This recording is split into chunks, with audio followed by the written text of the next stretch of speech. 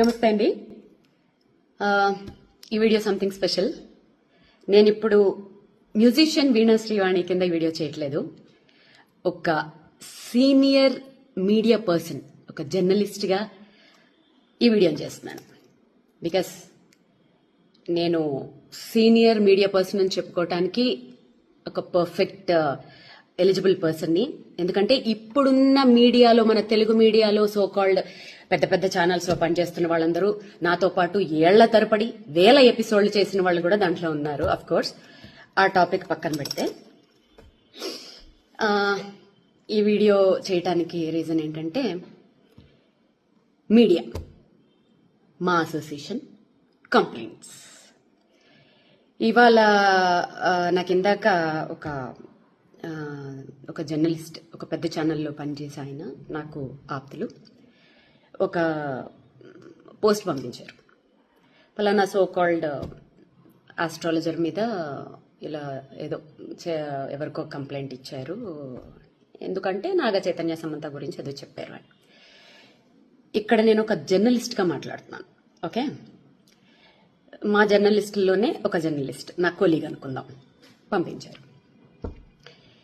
అంటే సరే, ఒక జ్యోతిష్యం చెప్పిన ఒక మనిషి మీద సో కాల్డ్ ఛానల్స్ గంటలు గంటలు మీటింగులు పెట్టేసి గంటలు గంటలు టైం స్పెండ్ చేసేసి అంత అవసరం ఏముందన్నది అర్థం కాలేదు. ఎందుకంటే మీడియా అనేది ఎంత పవర్ఫుల్ అండి. అసలు మీడియా అనేదానికి అసలు విలువే లేకుండా అయిపోయిందని అందరికీ తెలుసు. ఆఫ్ కోర్స్ నేను ఇప్పుడేం కొత్తగా ఏం చెప్పక్కర్లేదు.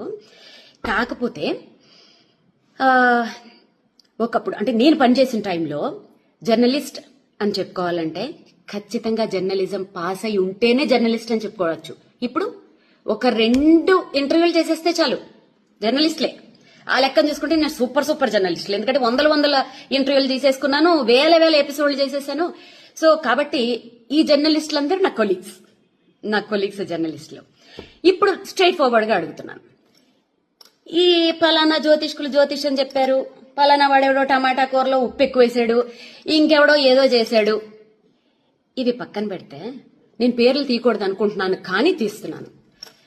గత నెల రోజుల నుంచి ఈ సో కాల్డ్ ఛానల్స్ లో రాజ్ తరుణ్, లావణ్య, వీళ్ళిద్దరిని వీళ్ళ స్టోరీని కూర్చోపెట్టి ఛానల్స్ కి ఉన్న మినిమం నీకు రూల్స్ కూడా తెలియకుండా, ఒక బీప్ సౌండ్ లేకుండా, నువ్వు వాడితో పడుకున్నావు, నువ్వు దీంతో పడుకున్నావు, బూతులు. ఇంకొకటి ఏంటంటే, ఒక ఛానల్ అయిపోయిన వెంటనే బయట చెప్పుకుంటే సిగ్గుపోతుంది, ఒక పెద్ద శాటిలైట్ ఛానల్స్ కూడా, రండి మేడం మా ఛానల్కి రండి మేడం, మీకు న్యాయం చేస్తాం. ఏం చేస్తారు? అదేదో సినిమాలో లాగా పోరాడతాం అంటే ఏం ఆడతారు అన్నట్టు వాళ్ళకి న్యాయం మీరు ఏం చేస్తారు? మీకు రేటింగుల కోసం కదా. పోనీ వాళ్ళు బూతులు మాట్లాడుతున్నారా? కాదు, ఒక పిల్ల వచ్చి కూర్చుని ఇంకో పిల్ల జీవితాన్ని లాగేస్తుంది దాంట్లోకి. ఆ పిల్ల పడుకుంది, ఈ పిల్ల పడుకుంది. వాళ్ళకి పర్సనల్ లైఫ్లు ఉండవా? వాళ్ళకి మొగుళ్ళు పిల్లలు లేరా? అప్పుడు ఏమయ్యాయి మీ మనోభావాలన్నీ?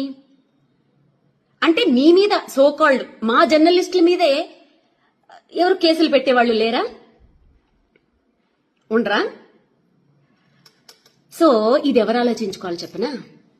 ఆడియన్స్, మెయిన్ గా యూత్ ఆలోచించుకోవాలి.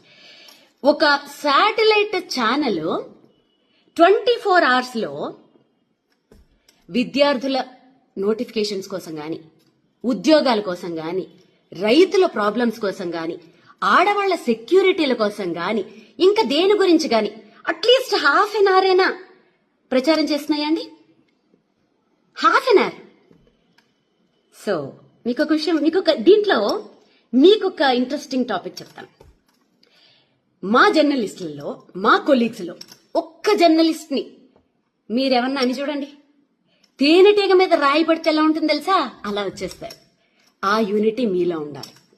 ఓకే, సో కాల్డ్ ఈ మధ్య జర్నలిస్టులు ఎలా తయారయ్యారంటే, క్వశ్చన్లు అడుగుతుంటే కూడా అది క్వశ్చన్ లాగా అనిపిస్తలేవు, నాకు ఇంట్రాగేషన్ లాగా అనిపిస్తుంది. అన్నా ఎందుకన్నా ఆ రేంజ్ లో అడగాలి? మామూలుగా అడగచ్చు కదా క్వశ్చన్లు. కొంతమంది న్యూస్ రీడింగ్లు చదువుతుంటారు, వాళ్ళు న్యూస్ రీడ్ చేస్తున్నట్టు ఉండదు. ఫ్యాక్షన్ డైలాగులు చెప్తున్న ఫీలింగ్ వచ్చేస్తూ ఉంటుంది నాకు. సో ఇంకా ఏదైనా అసలు ఏ ఛానల్స్ అయినా ఒక సెలబ్రిటీని వదులుతుందా? అసలు నిజంగా వాస్తవానికి మాట్లాడుకుంటే ఈ సెలబ్రిటీలకు అసలు ప్రైవసీ లేకుండా చేస్తుంది ఎవరు? సోకాళ్ళు మనమే కదండి. వాళ్ళని ఒక ఎయిర్పోర్ట్లలో బతకనివ్వరు, వాళ్ళని ఒక కనీసం ఫ్యామిలీతో హోటల్కి వెళ్ళనివ్వరు, ఇంకెవరితోటన్నా వెళ్తే ఇంకా మంగళహారతే, వాళ్ళకి నచ్చిన డ్రెస్సులు వేసుకొనివ్వరు. ఎవరండి సెలబ్రిటీలకి అసలు ప్రైవసీ లేకుండా చేస్తుంది? సోకాల్డ్ మనమే కదా, మన జర్నలిస్టుల మిత్రులమే కదండి. ఏదైనా చిన్నది ఇష్యూ వస్తే అసలు ప్రూవ్ అవ్వవు, చిన్నది వస్తే చాలు. మొన్న నిహారిక అమ్మాయి చెప్తుంటే నాకే బాధేసింది. కెమెరామెన్లు వాళ్ళ పెరట్లోంచి గోడలు కూడా దూకేసి అసలు స్నానాలు చేయకుండా మొహాలు గడకుండా 4-5 రోజులు వాళ్ళ కొంపల ముందు దేకేసి వాళ్ళ బయటల కోసం వాళ్ళు దొంగతనంగా వాళ్ళని షూట్ చేసేదాన్ని. ఏ ఏ ఏ ఎందుకంత దిగజారిపోవాలి మీడియా అంటే అదా కాదు. ఆఫ్టర్ కరోనా ఏమైపోయిందంటే ప్రతి ఒక్కళ్ళకు కుటీర పరిశ్రమను పెట్టేసుకుంటున్నారు. ఆ కుటీర పరిశ్రమలు ఎంత దారుణంగా ఉంటున్నాయి అంటే, ప్రధానమంత్రి మోడీని మొదలు పెట్టుకుంటే, కొండ మీద వెంకటేశ్వర స్వామిని మొదలు పెట్టుకుంటే, ఒక జీసస్, అల్లా, దేవుడు, దెయ్యం ఏమీ లేదు. ఎవరిని పడితే వాడు వాడిని బూతులు తిట్టుకొని వీడి బూతులు తిట్టేసుకోను. ఇది మనకి ఆర్టికల్ 19A ఇచ్చిన ఒక వరం. ఇక్కడ ఏంటంటే జోకు, ఒకళ్ళ మీద ఒకళ్ళ కేసులు వీటి మీద ఏం పనిచేయవు. అలా పెట్టదలుచుకుంటే ఎన్నో పెట్టచ్చు.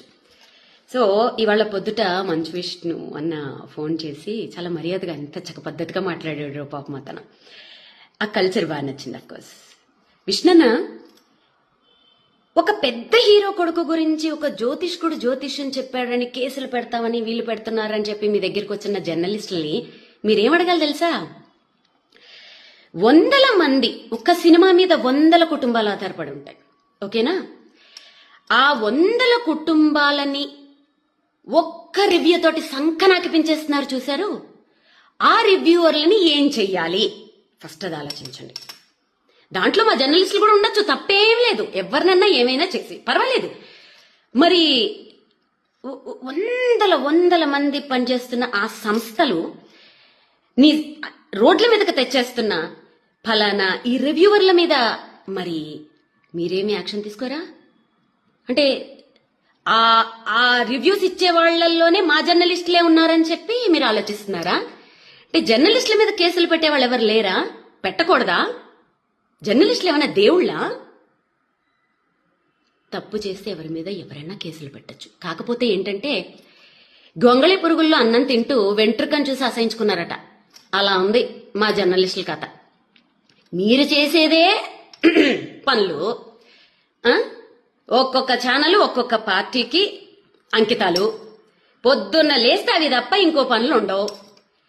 ఏమైనా టాపిక్లు డీవియేట్ చేయాలంటే గిట్లా ఫలానా పంతులు అట్లా చెప్పాడు, వీడు ఉప్పులో కారం ఎక్కువ వేశాడు, ఆమె ఎవరో 2వ పెళ్ళాన్ని ఉంచుకున్నారు, వీళ్ళెవరో ఇంకొక, సారీ ఇలా మాట్లాడుతున్నాను ఏమనుకోకండి, ఎందుకంటే పెద్ద ఛానల్స్ బీపుల్ లేవు నాకెందుకు ఇంకా.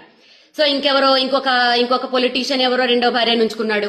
అబ్బా అబ్బా అబ్బా అబ్బా, ఇవి తప్ప మీడియా అంటే ఇదా? ఇంత దరిద్రమా? సో ఫైనల్ గా నేనేం చెప్తున్నానంటే, యూత్ మారండి. వాళ్ళు ఏమంటారు తెలుసా మీడియా వాళ్ళు? మంచి వీడియోలు పెడితే అసలు ఎవడో చూడట్లేదండి అని మీకే ఇస్తున్నారు. పోరాడండి, హ్యాష్ట్యాగ్లు పెట్టండి పెద్ద పెద్ద ఛానల్స్ కి. మాకు ఈ చెత్త ప్రోగ్రాంలు వద్దు, ఉపయోగపడే ప్రోగ్రాంలు వేయండి. మా లైఫ్ కి మా జీవితాలను నిలబెట్టే ప్రోగ్రాంలు, గవర్నమెంట్ ని ప్రశ్నించే ప్రోగ్రాంలు మీరు వెయ్యండి. హ్యాష్ట్యాగ్లు పెట్టి ఫైట్ చేయండి. మీరు ఫైట్ చేస్తే సాధించలేందా? తెలంగాణ అలా సంపాదించుకున్నది కాదా? ప్రతి రాష్ట్రంలోనూ అలాంటి సంపాదించుకున్నవి ఎన్ని లేవు? మీకోసం ఫైట్ చేయండి. ఎంటర్టైన్మెంట్ కావాలంటే మీ ఫ్యామిలీ మెంబర్స్ లో, మీ ఫ్రెండ్స్ లో వెతుక్కోండి. అంతేగాని మీడియాలో ఎంటర్టైన్మెంట్ కోసం మీ జీవితాలను నాశనం చేసుకోకండి. ఛానల్స్ ని ఎదిరించి ప్రశ్నించండి. ఓకే, మీరు ప్రశ్నించి మీరు సాధించిన రోజు మీ ముందు నిలబడి యాజ్ ఎ సీనియర్ జర్నలిస్ట్ నేనే ఫైట్ చేస్తా. ఈ జ్యోతిషాలు, పురోహితుళ్ళు, అసలు ఇవన్నీ బ్యాన్. అసలు సోషల్ మీడియాలో చెప్పకూడదు. ఎవరైనా చెప్తే ఫస్ట్ నా మొగుడు కాదు, ఎవరు కాదు, ఫస్ట్ నేనే కేసు పెడతా. ఓకే, అసలు ఈ వీటికి నాంది పలికింది ఎవరు? మీడియా వాళ్లే కదా. 2009 నుంచి పలానా ఎవరైనా పెద్ద పొలిటీషియన్ హాస్పిటల్లో ఉంటే వాళ్ళు ఉంటారా పోతారా? ఒకవైపు జ్యోతిష్కులు, ఒకవైపు డాక్టర్లు. పలానా క్రికెట్ మ్యాచ్లు వస్తుంది, ఎవరు విన్ అవుతారు? ఓ పక్క జ్యోతిష్కులు, ఓ పక్క డాక్టర్లు. దాంట్లో ఫస్ట్ గా వేణుస్వామి ఉండాలి, లేకపోతే మళ్ళీ అది ఎవడో చూడడం. ఓకే, ఓ పలానా సినిమా, ఈ సినిమా హిట్ అవుతుందా ఫట్ అవుతుందా? ఓ పక్క డైరెక్టర్లు, ఓ పక్క జ్యోతిష్కులు. అసలు దీనికి నాంది పలికింది ఎవరు? సోకాల్డ్ 6 జర్నలిస్టులు, మన టీవీ ఛానల్సే కదండి. ఇప్పుడు ఎవరికి వాళ్ళు కుటీర పరిశ్రమలు పెట్టుకుని ఓన్ గా చెప్పుకుంటూ ఉంటే మీకు నొప్పి వచ్చింది కదా. ఇక్కడ మారేది మారరు సోకాల్డ్ ఛానల్స్, సోకాల్డ్ రాత్రికి రాత్రి పుట్టుకొచ్చేసిన చుట్టుకు పుట్టుకు యూట్యూబ్ ఛానల్స్. మారాల్సింది ఆడియన్స్, మారాల్సింది యూత్. మీరు మారండి. మాకు ఈ దిక్కుమాలిన ప్రోగ్రాములు వద్దు, మేము చూడము అని చెప్పి హ్యాష్ ట్యాగులు పెట్టి ఫైట్ చేయండి. మీలో ఆ రిజల్యూషన్ వచ్చినప్పుడు అన్ని మారతాయి. అప్పుడు నేను కూడా మారతాను, నేను మీ ముందు కలిపి పోరాడతాను. ఓకేనా?